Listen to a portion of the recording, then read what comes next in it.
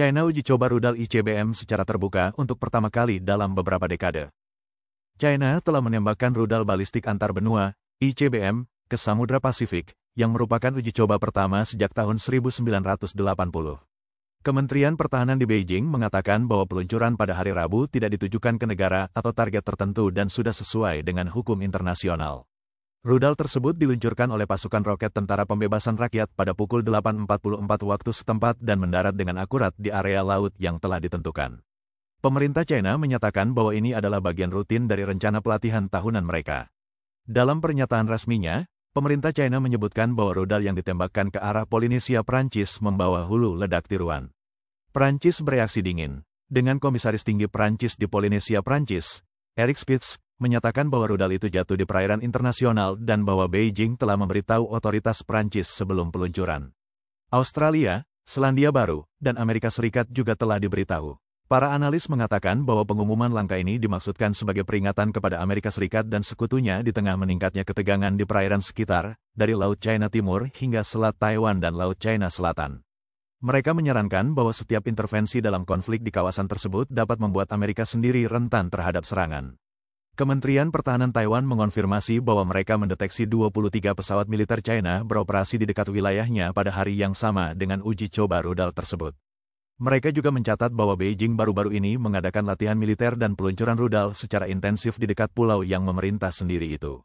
Sekretaris Kabinet Jepang, Yoshimasa Hayashi, mengatakan dalam konferensi pers di Tokyo bahwa pemerintah Jepang tidak diberitahu sebelumnya mengenai peluncuran tersebut. Menurut agen berita Kyodo, Hayashi menambahkan bahwa rudal tersebut tidak melintasi wilayah Jepang dan tidak merusak kapal Jepang. Dalam beberapa minggu terakhir, Jepang telah memprotes keras pelanggaran pesawat militer China dan Rusia ke wilayah udaranya. Sementara itu, kapal China dan Filipina terlibat dalam beberapa tabrakan di dekat Sabina Shoal yang menyoroti meningkatnya ketegangan.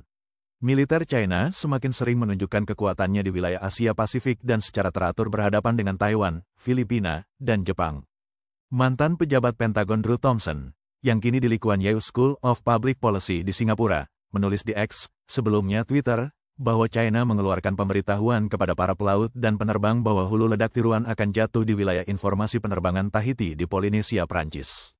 Thompson menambahkan bahwa tahap kedua dan ketiga rudal jatuh di dekat Filipina, meskipun ini tidak harus menandakan adanya pesan khusus terhadap Filipina. Uji coba rudal ini terjadi saat Majelis Umum Perserikatan Bangsa-Bangsa, PBB, bersidang di New York.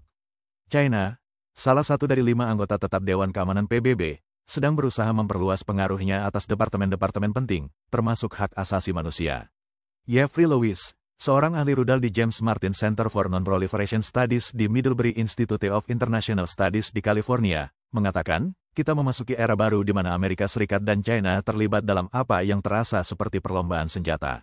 Pada tanggal 21 Agustus Naval News melaporkan bahwa Tentara Pembebasan Rakyat, PLA, meluncurkan kapal selam non-nuklir paling canggihnya. Sejak setidaknya bulan Maret, pasukan roket PLA telah memiliki rudal hipersonik yang mampu mengirimkan senjata nuklir ke target di Amerika Serikat.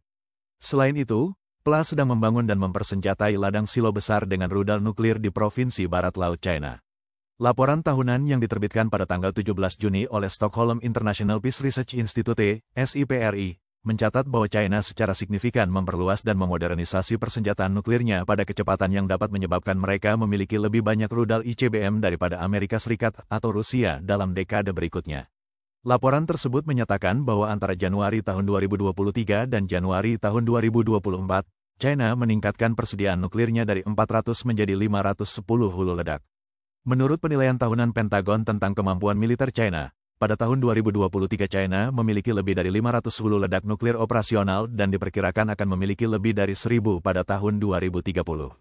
Pada bulan Februari, Komandan Komando Strategis AS, Jenderal Anthony Cotton, mengatakan kepada Komite Angkatan Bersenjata Senat bahwa China kini memiliki superioritas nuklir di Asia.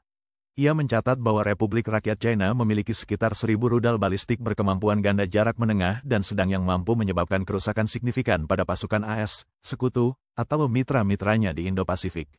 China pertama kali menguji coba peluncuran rudal ICBM pada Mei tahun 1980, meluncurkan rudal DF-5 sejauh hampir 6.000 mil. Sejak itu, China telah melakukan ratusan uji coba senjata nuklir bawah tanah. Di sisi lain, tetangganya Korea Utara, juga telah menembakkan beberapa rudal balistik yang terbaru pada bulan Desember dengan jarak tempuh sekitar 600 mil. Pada bulan April, Korea Utara menembakkan rudal menengah yang dicurigai ke Laut Jepang, menarik kecaman dari Amerika Serikat, Jepang, dan Korea Selatan. Meskipun China dan Korea Utara berbagi beberapa rahasia militer, belum jelas apakah ada koordinasi uji coba rudal antara Beijing dan Pyongyang.